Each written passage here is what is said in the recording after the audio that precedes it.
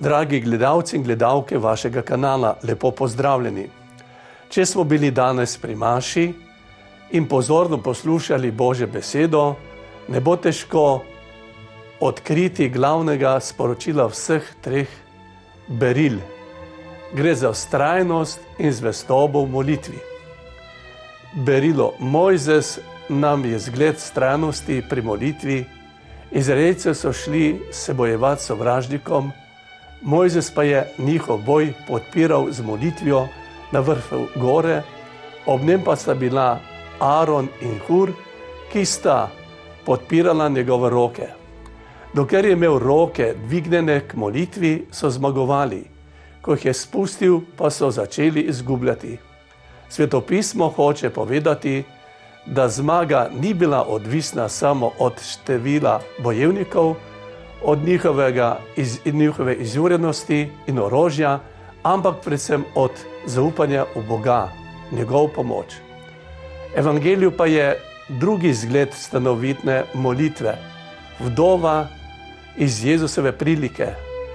Zgodilo se je krivica in zato ni odnehala s svojimi prošnjami pri sodniku. Čeprav je vedela, da je krivičen, ga je toliko časa hodila nadlegovati, da je le ustregel in se potegnil za njeno pravico. Jezus je hotel reči, da vztrajna molitev prinaša sadove.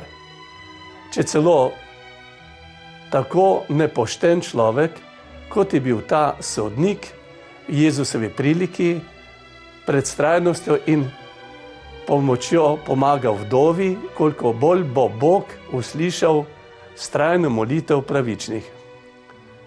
Tudi drugo berilo, apostol Pavel, nam na svoj način govori o vztrajnosti. Apostol Pavel je pisal prijatelju in sodelavcu Timoteju, kako naj najprej sam ostane zvest, da bo lahko tudi drugim kristjanom pomoč. Oznanuj besedo, vztrajaj v ugodnih in neugodnih okoliščinah, prepričuj, grajaj, spodbujaj, ne odnehaj. Zgled v zbirki knjige Šoli velikih molivcev nam Vincenci Paveljski, ustanovitelj misijonske družbe lazaristov, pravi: molitev, še posebno premišljevalna, je duša, zrak, hrana, rosa, rezervoar, vrelec mladosti, sonce, vsakdanji kruh. Zato je znana njegova beseda: dajte mi moža molitve in sposoben bo za vsako delo. Sveti Vincenci v isti knjigi navaja zgled predanega sodnika, predsednika sodišča, ki v času njegovega življenja pri njih opravljal duhovne vaje.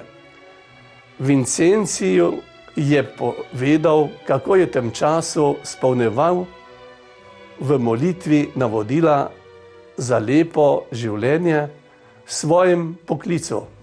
Takole pripoveduje ta sodnik: mislim, da molitev, premišljevanje v tem času nisem niti dvakrat opustil. Glejte, kako molim, premišljujem v molitvi, vselej najprej premislim, kaj bom čez dan delal in temu primerno naredim sklepe. Mislim si, danes grem v sodno palačo, ker moram voditi neko pravdo. Morda bom tam našel kako vplivno osebo, ki me bo hotela podkupiti. Z Božjo pomočjo se v to ne bom smel dati. Morda mi bo kdo ponudil dragoceno nagrado, ki bi se mi zelo prilegla, pa je ne bom sprejel. Če dobim naročilo, naj to ali ono stranko zavrnem, bom to storil mirno in s prijazno besedo. Bratje in sestre, kot vidimo, je ta predsednik sodišča molil, prosil zelo konkretno in tako v življenju tudi ravnal.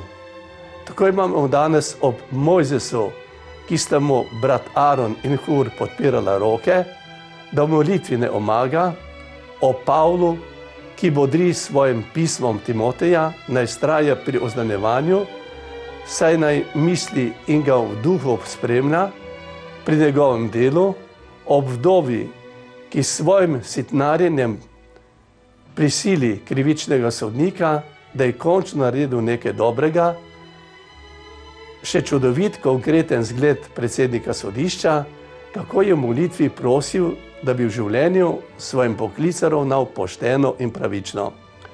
Bratje in sestre, potrudimo se za to krepost, ki jih danes precej primanjkuje, za vztrajnost in zvestobo, še posebno za vztrajnost v molitvi.